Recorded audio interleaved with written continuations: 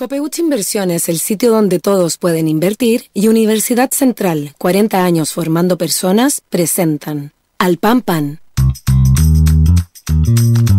En el Mostrador Podcast, debate y conversación para comenzar tu mañana. Al Pan Pan, con Mirna Schindler. Entrevistas con los actores de hoy. El Mostrador, el poder de la independencia.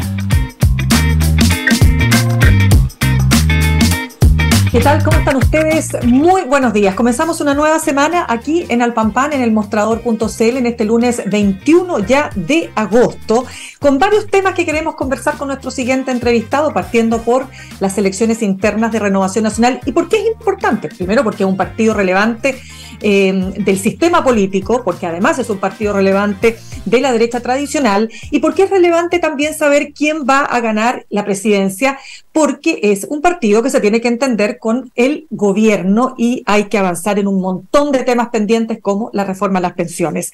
Quiero pasar a presentar a nuestro siguiente entrevistado, Hugo Herrera, filósofo, analista político, académico de la Facultad de Derecho de la Universidad Diego Portales. Hugo, muchas gracias por estar con nosotros esta mañana. Buenos días, Mirna. Muchas gracias a ti por la invitación. Es un agrado. Gracias. A ver, partamos, Hugo. ¿Qué alcance tiene el que haya sido derrotado el sector de Carlos Larraín? Mira, lo pongo en palabras porque efectivamente la candidata es María José Gatica, la que saca el tercer lugar. No quiero ningunear la posición, digamos, de ella como candidata, pero evidentemente que detrás de su candidatura estaba Carlos Larraín, los llamados sectores duros de Renovación Nacional.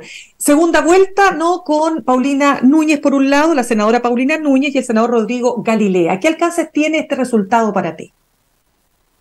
Mira, quizás lo primero que haya que decir es que estas elecciones son de un partido con trayectoria, un partido tradicional, como tú bien decías, de la derecha, y en ese sentido participaron miles de votantes. Nosotros hemos estado acostumbrados ahora a las elecciones de partidos más nuevos donde van cientos, aquí no, eran miles. Entonces uno puede decir que responden a cierta sensibilidad más extendida dentro de la derecha, ¿no?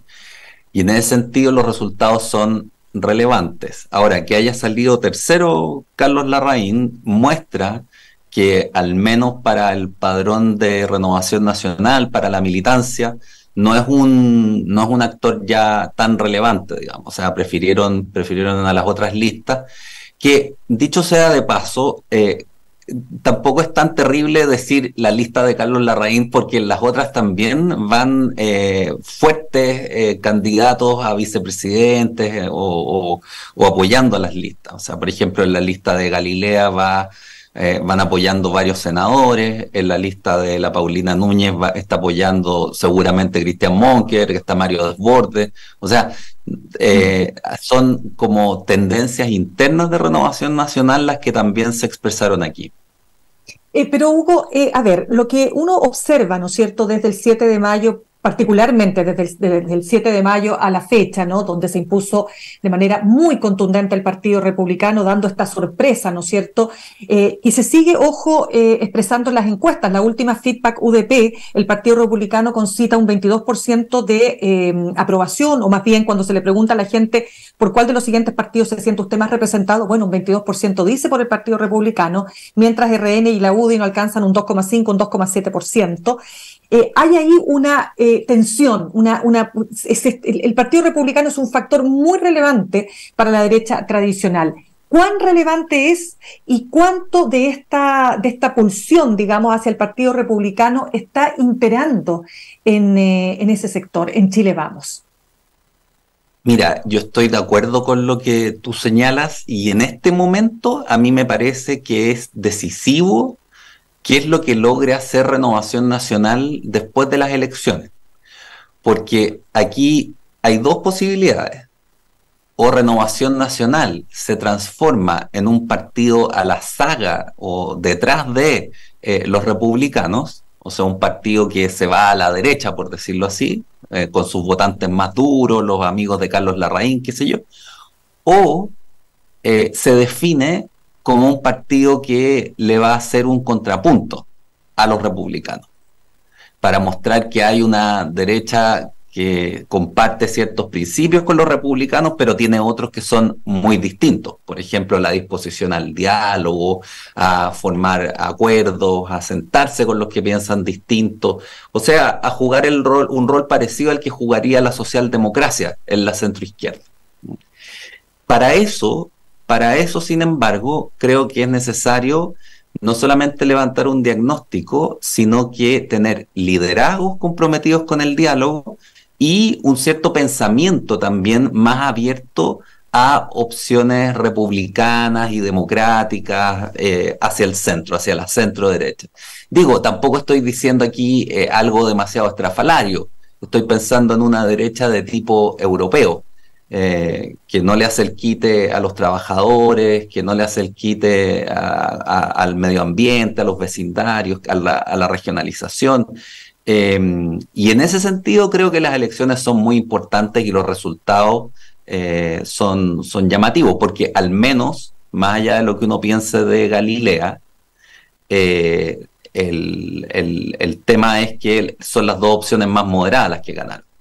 Eso es cierto, pero quiero comentarte algunas de las declaraciones que hizo ayer en Tolerancia Cero la senadora Paulina Núñez, porque ella habla de que una cosa, por cierto, es lo electoral y otra es lo programático. O sea, hay que separar cuando se le pregunta, ¿no es cierto?, respecto del Partido Republicano en eventuales elecciones, por cierto, las presidenciales. Y ante la pregunta de si en una segunda vuelta se impusiera José Antonio Kast, ella dice, ante un Boric, Kast, yo vuelvo a votar por José Antonio Kast. Entonces, ¿se puede separar lo electoral de lo programático con un partido que tiene definiciones tan complicadas, digamos, para efectos de lo que estamos conversando, ¿no? Un partido que tiene posturas muy radicales en ciertos aspectos. Sí, a ver, hoy día como están las cosas, creo que es difícil. O sea, la única posibilidad que tú tienes de plantearte como un partido distinto y que puedas negociar incluso una alianza electoral, pero sin ceder ciertas condiciones que tú encuentras como fundamentales para el sistema republicano y democrático, la única posibilidad es tener con claridad un pensamiento político. Y eso me parece que Renovación Nacional tiene todavía que trabajarlo. Ha avanzado mucho. Aquí hay un trabajo previo que hicieron las directivas de Monkeberg y Desbordes, de cambiar la declaración de principios, de aliarse a la Internacional Demócrata Cristiana. O sea, hay un camino que se recorrió. Lo que pasa es que la última directiva le puso como una interrupción a eso, pero si se sigue trabajando en esa línea, yo creo que ahí tú minimizas el problema que consiste en aliarse con un partido como el Republicano. Porque tú le puedes decir, esta línea yo no la paso, digamos, o estas líneas yo no las paso. A partir de aquí se negocia, digamos. En cambio, si tú no tienes eso, claro, vas a ser fácilmente el vagón de cola de ese partido si es que es mayoritario. Ahora, yo creo que además la cuestión de quién va a pasar a segunda vuelta queda determinada por la capacidad que tenga Renovación Nacional de ofrecerle una visión de centro-derecha moderada al país. O sea, yo creo, tengo la intuición, y las encuestas apuntan a eso, a que hoy día, por llamarlo de algún modo, el pueblo de centro en Chile, tanto de centro-izquierda como de centro y centro-derecha, es muy grande, solo que no está siendo representado. Entonces, si Renovación Nacional diera ese giro con claridad, mantuviera esa dirección que tuvo hace un tiempo con claridad, entonces creo que podría captar un caudal de votos importante, quizás mayor que el que pudiese captar republicanos, que claramente no va a ser un partido que va a garantizar estabilidad, grandes acuerdos. Renovación Nacional tiene una ventaja mayor ahí. En ese sentido, ¿quieres decir tú que si fuera José Antonio Kast el que se impusiera en una elección presidencial, tendríamos problemas de gobernabilidad en Chile? Lo que pasa es que depende de cómo se plantea, pero tendríamos un problema similar de gobernabilidad al que tendríamos, imagínate que gana Jadwe, digamos. Es lo que vio el electorado en la primera vuelta de la izquierda en las elecciones presidenciales pasadas. O sea, entre Boric, que por lo menos tiene una doble personalidad, una más centrista, otra más marciana o marxista, eligieron por Boric, frente al que tiene una sola personalidad, Marx ortodoxo, que es Jadwe. O sea, así como si el Partido Comunista asumiera el gobierno del país, la presidencia de la República, eso sería dificultoso para lograr grandes acuerdos, porque los comunistas no están muy bien dispuestos a lograr grandes acuerdos.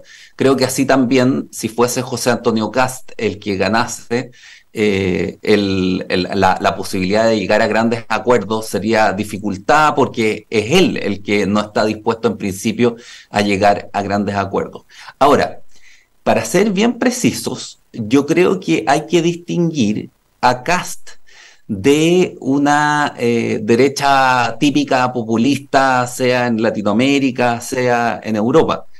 Kast, no hay que olvidar o sea, en el Partido Republicano puede haber mucho radicalizado, pero Kast mismo y la plana mayor del Partido Republicano es la UDI, no es muy distinta de la UDI de los 90, digamos. Ahí está Arturo Esquella, ahí está Carlos Frontaura, que fue decano de Derecho de la Católica, que estuvo trabajando el tema constitucional, y José Antonio Kast también es un UDI, digamos. O sea, pueden ser UDIs puristas, pero son personas que han estado comprometidas durante toda la democracia nueva con el sistema democrático y no han dado señales de querer torcerlo, digamos. Entonces, eso así como los comunistas dan ciertas garantías, creo que también hay que poner las cosas en su justa dimensión. Ahora, se dificultaría el diálogo, obviamente, eso no lo niego.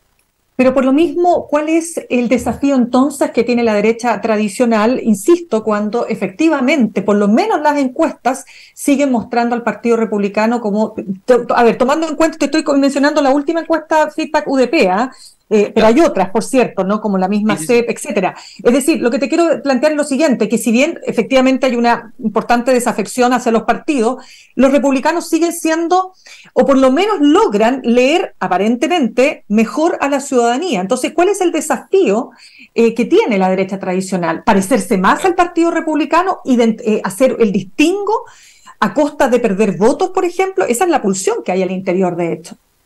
Sí.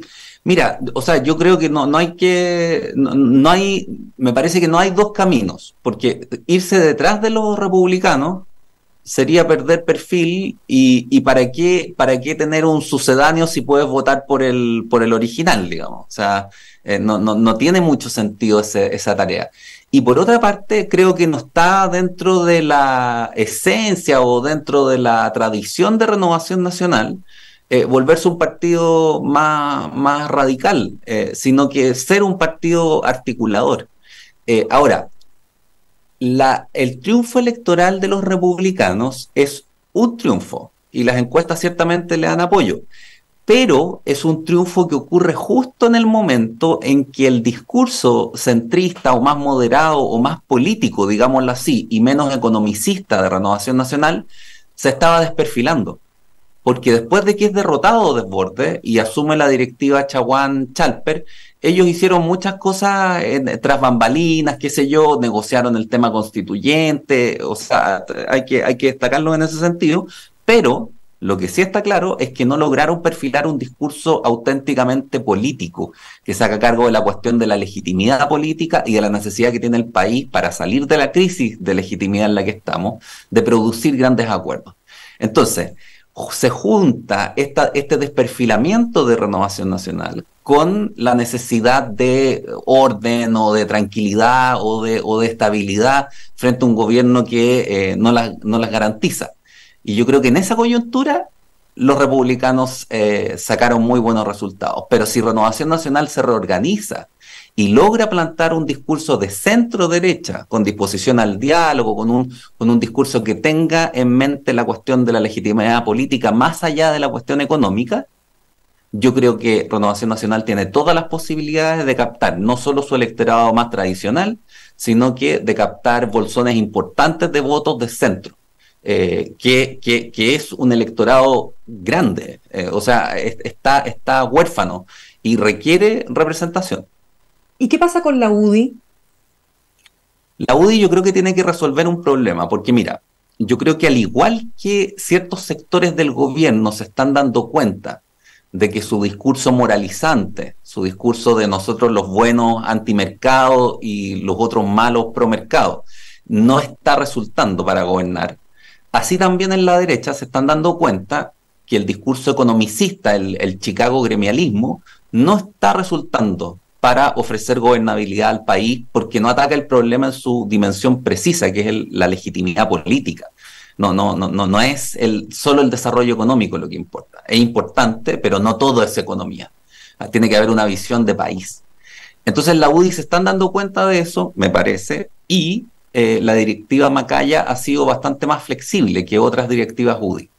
Pero pasa lo siguiente, abandonar tus viejos principios, porque te das cuenta que no funcionan en el nuevo contexto, no significa todavía tener una nueva visión de país. Entonces yo creo que ahí está la dificultad de la UDI, como ahí está la dificultad del Frente Amplio.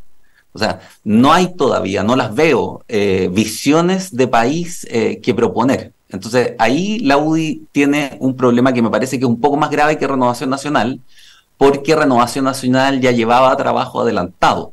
La UDI, en cambio, tiene que empezar a hacer ese trabajo para poder actuar con iniciativa. Cuando tú tienes una visión de país, tú puedes actuar con iniciativa. Cuando tú estás abandonando la vieja visión, pero no tienes una nueva, vas a ir de comparsa del resto y apuntando a tu electorado más habitual nomás. Pero la posibilidad que tiene la UDI de proponerle algo al país pasa por redefinir sus principios, redefinir sus propuestas políticas.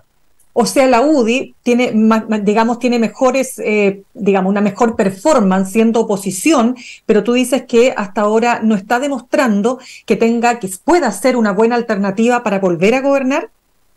Mira, es que yo creo que Javier Macaya es el mejor ejemplo. Él es una persona bien dialogante, todos aluden a su buena disposición en general, es mucho más abierto, uno podría decirlo así, que las directivas anteriores de la UDI. Entiende que el problema de la crisis por la que estamos atravesando es también político y no solo económico, pero no tienen esa nueva visión. Entonces, si la derecha llegara al gobierno, por supuesto que jugarían un papel relevante, acompañando, pero no dirigiendo. Ese es el punto. Tú, para poder conducir al país necesitas una visión política. Sí, mira, lo vemos súper claro en el gobierno. El gobierno, como no tiene una visión política y están en la misma, abandonando viejos discursos en una parte importante, el discurso moralizante, y en otra se mantienen pegados a ese discurso, el gobierno no puede ofrecer una visión de país. Y ahí se quedan dando vueltas en el tema de la reforma tributaria y van y vuelven en los mismos temas siempre. La UDI podría ir de acompañamiento de un gobierno, pero dirigir y plantear un proyecto de Estado y conducir al país y al electorado requiere todavía una visión nacional. Y eso es lo que a mí me parece que no tienen bien desarrollado. ¿Y cuál sería esa visión nacional urgente para la UDI, tomando en cuenta además que su figura política más relevante hoy día, como es Evelyn Matei, está encabezando las encuestas presidenciales? Mira, yo creo que eso tienen que verlo, yo diría, ellos tienen que verlo. Ahora, ¿qué me gustaría a mí? Y qué creo que, más preciso, ¿qué creo que sería relevante para el sistema político? Diría más Longueira y menos libertad y desarrollo, digamos. O sea, por ponerlo en parámetros conocidos, ¿no? O sea, más capacidad de notar la situación de los grupos populares, más capacidad de tener en cuenta qué es lo que está sintiendo la gente con respecto al sistema político, más disposición a entender que el pueblo o grandes capas populares no se sienten representadas por sus instituciones, porque hay abusos, porque hay malos tratos, tanto de parte del Estado como respecto de las empresas, sobre todo las grandes, y que es necesario producir ajustes importantes. Esa visión que Longueira en cierta forma la tenía cuando vimos que cuando era necesario hacía grandes pactos, yo no la veo tan claramente en la UDI, pero creo que por ahí debiera avanzar. O sea, si tú me pides un consejo así como para darle a la UDI dentro de su propia tradición, Yo apuntaría a eso, como al toque que se le decía en su minuto, al toque jesuítico que tenía, o social que tenía Pablo Longueira. No digo que vuelva a Longueira, digo, por ahí yo armaría una articulación política, reformaría la declaración de principios en esa línea, y generaría una propuesta más amplia a partir de esa línea. Claro, pero tenemos elecciones el próximo año, entre otras las elecciones municipales, ¿no? Y muchos dicen que no se puede entender lo que está pasando hoy día con los partidos, particularmente la oposición, sin el factor electoral. Entonces, ¿hasta qué punto ves tú que ese partido, la UDI, va a encaminarse, ¿no es cierto?, en la línea que tú señalas, ¿no es cierto?, tratando de lograr acuerdos, etcétera, si está, por otro lado, en la presión, ¿no es cierto?, de ganarle, insisto, el terreno al Partido Republicano de cara a las próximas elecciones municipales? Mira, yo creo que las elecciones municipales, sobre todo, debieran tender a ser un moderador. Vamos a calmarnos un poco, uno podría decirlo así. Ese es el lema de las elecciones municipales. Porque pasa lo siguiente, en las elecciones municipales es decisiva la estructura territorial de los partidos. Y ahí me parece que los partidos más antiguos, como RN y la UDI, tienen mejores opciones que un partido tan nuevo como Republicano. Podrán tener algunos buenos resultados en algunas comunas claves, digamos, qué sé yo, si pensamos donde Kast era diputado, San Bernardo, qué sé yo, por ahí, quizás en ese Paine, qué sé yo, en esa zona les vaya bien, y en algunas otras donde tengan buenos dirigentes, pero todo el trabajo que se ha hecho por décadas, digamos, de manera territorial por parte de la UDI y de RN, que son partidos bien territoriales, o sea, aquí no son meramente los territorios, como habla el Frente Amplio y con una cantidad minúscula de militantes, sino que como mostraron las elecciones de Renovación Nacional, son decenas de miles de militantes repartidos por el territorio. Entonces, yo creo que ahí la UDI y RN deberán tener una ventaja importante respecto de los republicanos. O sea, pero de nuevo te lo pregunto, porque entonces, ¿no implica ese desafío electoral tener que ser más radicales o parecerse más, como dices tú, al original o tratar de ser la copia, ¿no es cierto?, del Partido Republicano? No, porque justamente tú tienes la ventaja del despliegue territorial por una parte, y por otra pasa que las elecciones municipales son, como diría uno que criticaba a Lavín en su minuto, más cosistas que las elecciones nacionales. Son mucho más importantes los liderazgos territoriales y las problemáticas o los problemas, digamos. Problemática suena como problemas sin solución, pero los problemas de los territorios. Entonces, en ese sentido, creo que no se necesita, es una oportunidad para discernirse de los republicanos, pero no se necesita asumir ninguno de los compromisos tan radicales que tiene el Partido Republicano o competirles, porque el liderazgo territorial es mucho más importante. Por lo tanto, tú en el fondo lo que estás diciendo es que sería un error, digamos, no tener en cuenta aquello para efectos, ¿no es cierto?, de alcanzar buenos resultados en esas elecciones municipales. ¿Cómo ves, Hugo, el liderazgo de Evelyn Matei? ¿Tú crees que tiene posibilidades ciertas de constituirse en una candidata, digamos, con posibilidades reales, ¿no?, de convertirse en una candidata que tenga opciones de triunfo en una elección presidencial? A ver, yo creo que el hecho de que haya bajado, ¿cómo lo respondería, digamos? El hecho de que haya bajado su rechazo de manera significativa es algo que es muy importante. O sea, yo creo que la Evelyn Matei de ahora está en una condición de partida, de largada, muy distinta de la Evelyn Matei que tuvo que ir de candidata la vez pasada. Entonces, en ese sentido, está bien aspectada. Lo que me parece, una segunda buena indicación o buen augurio es que este gobierno a todas luces no parece que vaya a remontar tan claramente. Lo que va a terminar haciendo en el mejor de los casos es un papel a esta altura podríamos decir mediocre, y con generación de inestabilidad, porque el gobierno no ha incrementado la estabilidad. Entonces, en ese contexto, una persona del carácter de ella, con su inteligencia que en términos de qué sé yo, gobernabilidad, conocimientos económicos, podría ser, Claro, además del contraste de una mujer con más experiencia, podría ser una buena candidata en términos como psicológicos, así de psicología social. Pero yo creo que tiene que mostrar dos cosas. Por una parte, de nuevo, una visión nacional que va a salir de Providencia a gobernar al país y a gobernar a un país que está muy apaleado, digamos, y muy dividido en términos no muy dividido en términos políticos, pero sí con su institucionalidad, y ofrecer un liderazgo dialogante, moderado, que se muestre que es una Evelyn Matei con más experiencia. Pero le veo posibilidades, por la baja, sobre todo, como te digo, en el rechazo y los rendimientos del gobierno. Y la aparición de Sebastián Piñera, que ha estado muy presente después de haber estado muy fuera, ¿no?, de lo mediático. ¿Cómo lo lees tú? Yo creo que él quiere ser candidato. O sea, así como la presidenta Bachelet se le ve apareciendo, no son presidentes retirados en sus cuarteles de invierno, sino que están en la discusión política.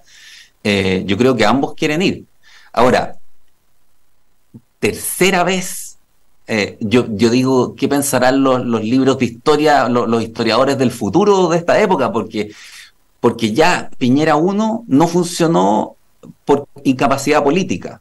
El día que se prendió el bombo por las manifestaciones estudiantiles del 2011, el gobierno de Piñera 1 se acabó. Y el de Piñera 2 también se acabó el día en que empezaron las movilizaciones populares, el 18 de octubre.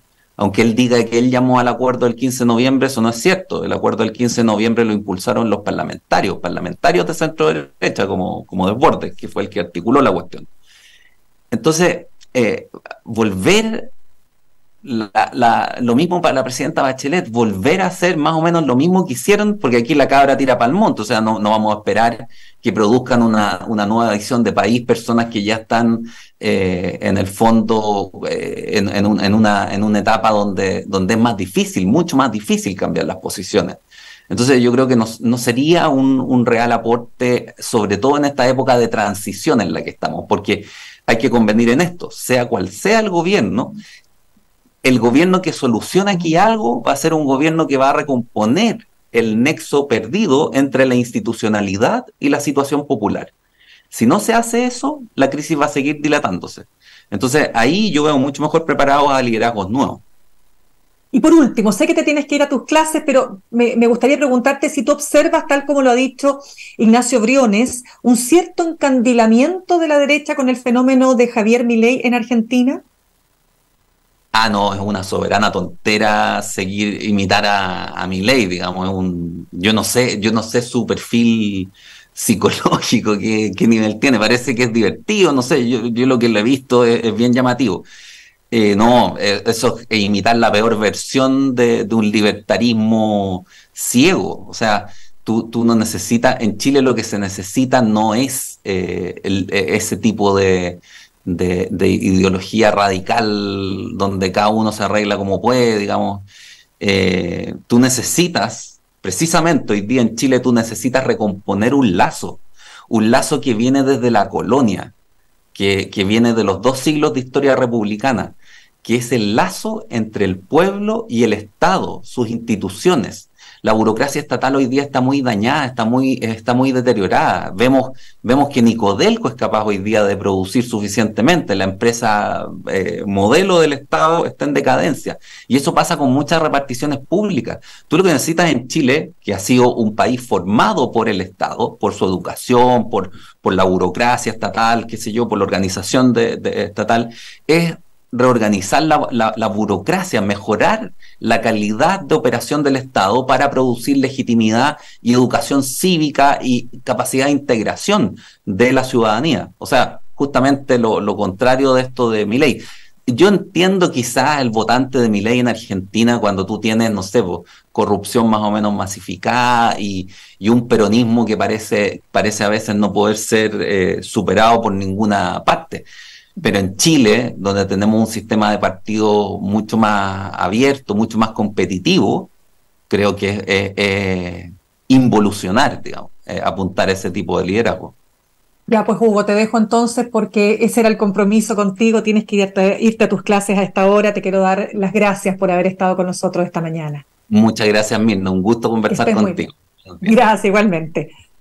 Saludamos a esta hora a nuestros auspiciadores. Copeuch Inversiones te ayuda a cumplir tus metas desde 1.500 pesos y con una comisión que se acomoda a tu bolsillo. 100% digital, fácil de usar, te acompaña y con el completo control de tus fondos. Copeuch.cl, el sitio donde todos pueden invertir.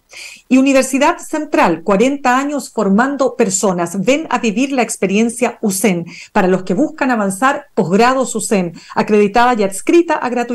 Conoce más en posgradosusen.cl. Nos vamos al corte. Al regreso conversamos con el periodista Juan Diego Montalva, editor del newsletter Política del Mostrador. Todo lo que tienes que saber para quedar muy informada e informado al regreso de esta breve pausa. En instante